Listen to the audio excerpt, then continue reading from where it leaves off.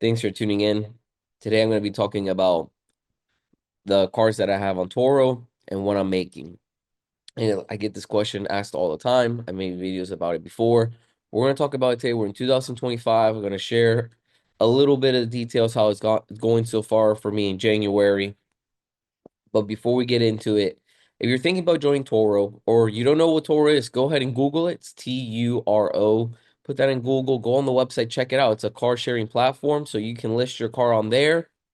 You can start renting it out, making some extra money, offsetting your payments, maybe you could start a little business, whatever you want to do, you can go ahead and try to do that on Toro. What I do basically, since I've been on Toro now for over 2 years, I'm just sharing my experience on the platform, sharing some tips and tricks, and also hoping to start a little Toro community. So if you are on Toro and you want to share some of your experiences or some of your tips and tricks, go ahead and leave that down in the comment below. So hopefully this channel can be a helpful resource for newcomers and even individuals already on the platform. Because let's face it, even if you've been on Toro, right, we don't have all the answers. Even I'm sometimes with changes that Toro does and things like that, try and figure things out. But now that I've been on there for a while, I do have a lot of experience, and that's why I was supposed to have it done. I haven't been able to finish it yet, but the Toro guide is almost complete. And once that's done, I'm gonna have the link in the description as well, so you can check that out. But right now, everything that I use for Toro, like my lockbox, the no smoking stickers, all that stuff, you can still go ahead and click on the link in the description box. It'll take you to the site, and you can see everything that I use that's been helpful for me. So don't forget to check that out. Now, if you're wondering why there's paint on my shirt, I am painting here at the house. So just in case that comes to mind, that's why. Also, I'm getting a little sick. I don't know about you guys, but right now I've been getting a little sick. So hopefully that goes away soon. But yeah, I do economical cars on Toro. I buy them brand new. And when I say economical cars, I'm talking about Toyota Corollas, Nissan Sentras. And today I'm going to talk more about the Sentras because that's what I have. I've had Corollas on the platform. They've done well. And if you're wondering why did you buy Sentras, well, they have more options. And not only do they have more options, most importantly, they cost me less. And since I financed them, the payments were less. And to me, they pretty much bring in the same thing. So it made more sense for me to get the Sentra. Now, I believe on Toro, if you do research, I think the Corolla shows that it brings more. But I've noticed that for me, they've been able to bring the same. And that's something that everyone's gonna be different. You might buy a Corolla and you might also, if you start a little fleet, you might have both, and one most likely is gonna do better than the other. I've had both, and I saw that they were doing basically the same. So for me, it just made sense to have the Sentra since the overhead was going to be a little bit lower, a little bit more green in my pocket. So saving money to me, it's like making money. So that's why I have the Sentras now and not Corollas. If you were wondering, but Corolla, I think it's a great car. I still think it's a good car on the platform. But again, these are my opinions. I'm just sharing my opinions and my experiences. But I think Toyota Corollas are good cars for the platform. Now, this month, 2025, I don't know if it's just going to be a busier month. I don't know what's to come, but I'm off to a good start. I've actually made more money in January and booked at a higher price than the years before. So that's a good thing. So I made more money. Now, I see a lot of videos and Instagram, people saying, hey, I bought this, for example, this economical car, like a Toyota Corolla, and I made $1,500. I can teach you how to do this. Sign up to my course. I'm not saying that everyone's course is a trick or and things like that, but I'm just giving you guys a warning in case of those of you that are like, how do I do Toro? How do I do this? Should I join this, community and things like that? Be careful, guys. A lot of times these individuals on Instagram or other platforms, what the way they're really making money is not renting cars. It's not, it's just by these online courses that they're offering. That's really where they're making all their money. And if they're showing you some of their exotic cars and things like that, that's where the money's coming from, in my opinion. Not so much, renting out cars. They use that to like reel you in because some of these amounts that they say they're making, I don't see them how it's possible. I don't think it's realistic. Now, I'm not saying I make the most money renting out cars or anything because I don't. I'm just going to share the real numbers with you. And I just find it hard to believe some of the numbers I hear from others. So basically, my videos in hopes to help you, not to mislead you or get you to make a decision that may not be something that's for you, right? You may be thinking, hey, I'm going to buy this Corolla, make $1,500 a month. Imagine if I buy two or three, I'm going to be making all this money. And that most likely won't be the case. And you'll be disappointed, and you might have got yourself into a fleet of cars. And now what do? You could possibly lose money. So if that's, if you've been watching some videos and you're thinking that I you, you're not going to be making $1,500 profit per car, in my opinion. Maybe where you live, maybe you end up doing it. I just don't find that typical. So I want to share at least my real numbers. And some people that are watching this may be beating my numbers, and that's fine.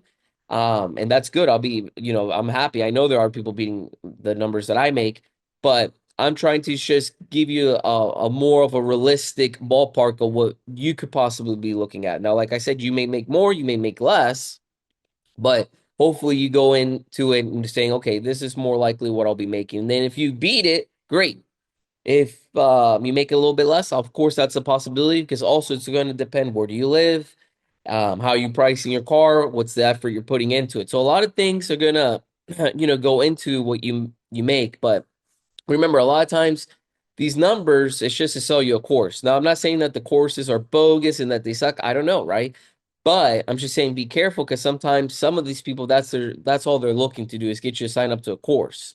Now, if you think if you signed up to a course, let us know the experience with it. If you think we should try to start a little Toro community, and I build a thing where we can all chat and share tips and tricks and actually help each other, let me know.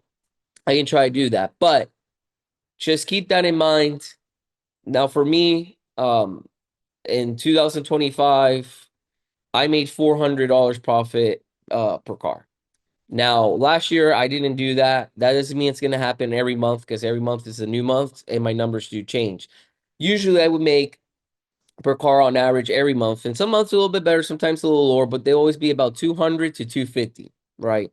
Some months maybe a little bit more, but that usually was what I would make. 2025, even though Toro's had some changes and I have to charge for delivery at the airport, which I was really concerned about, I thought it would mess up, because one of the things that made the cars that I have stay booked is I live near an airport and I would offer free car delivery. And I saw I would just get constant bookings. So I said, perfect. That's how I kept it.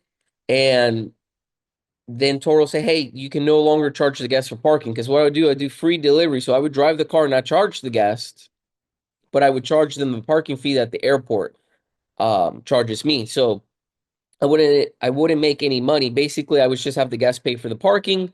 I make nothing off the parking. I just basically pay that expense that I'm gonna get hit with on my business card, and that's it.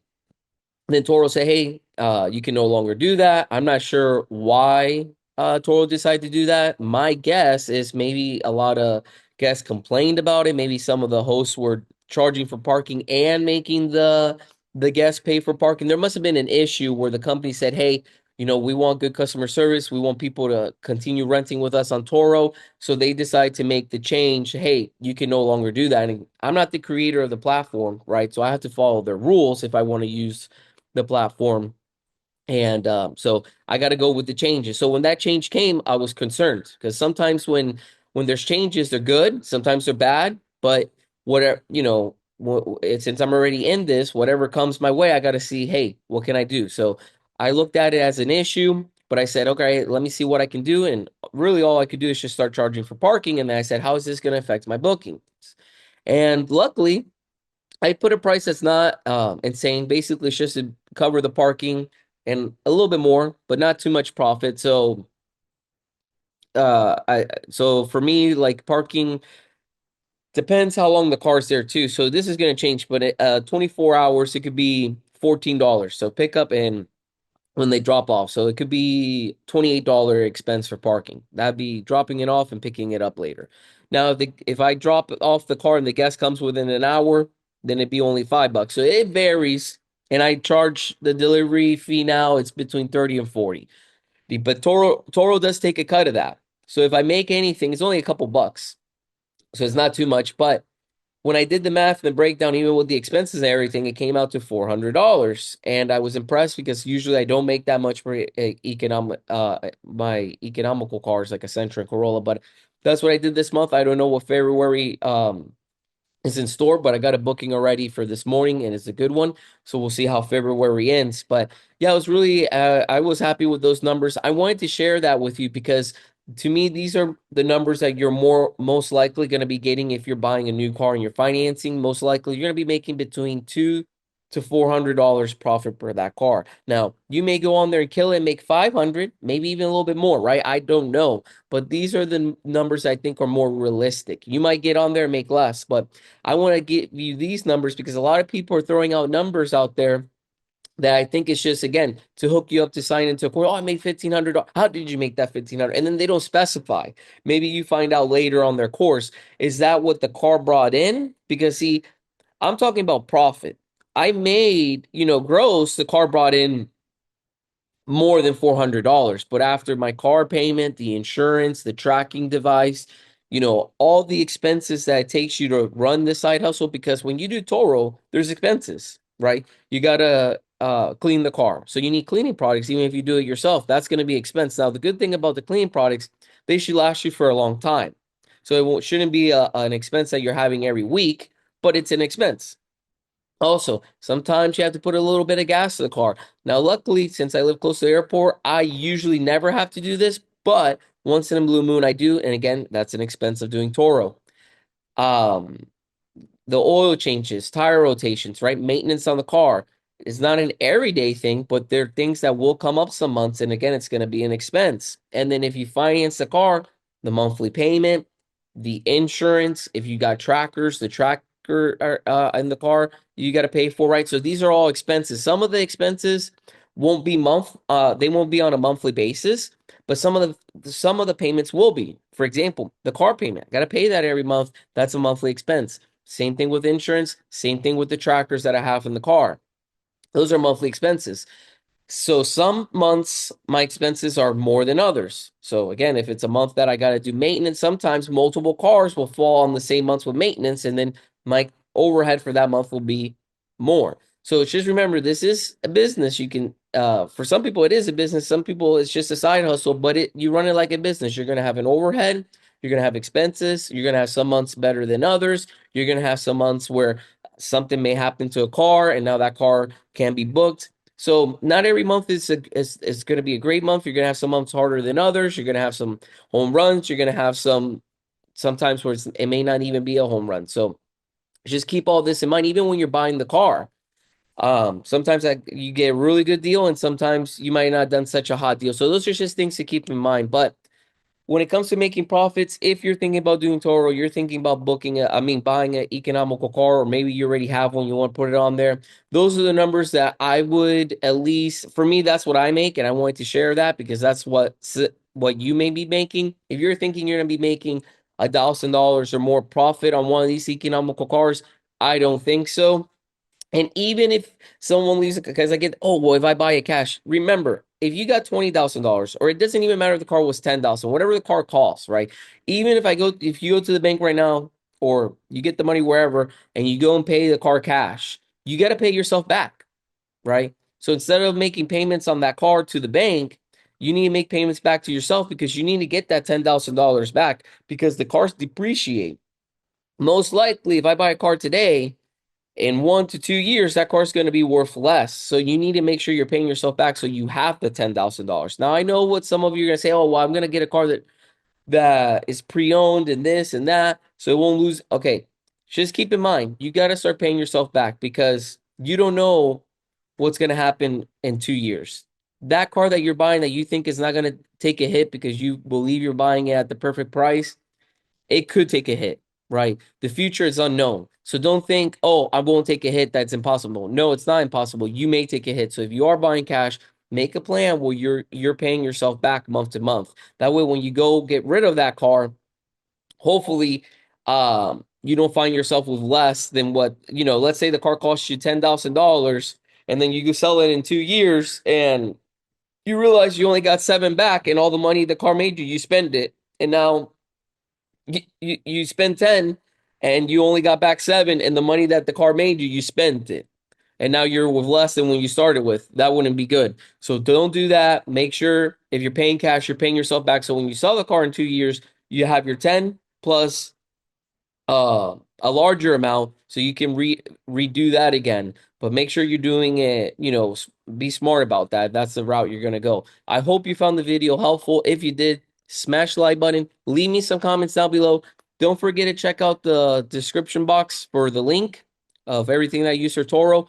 If you're looking forward to the Toro guide, let me know. I'm going to be working on it more today. I'm hoping by the next video, so definitely this month is going to be out. Let me know if you're interested. I'm hoping to have that out to you guys soon. I really appreciate you watching again, and see you on the next one.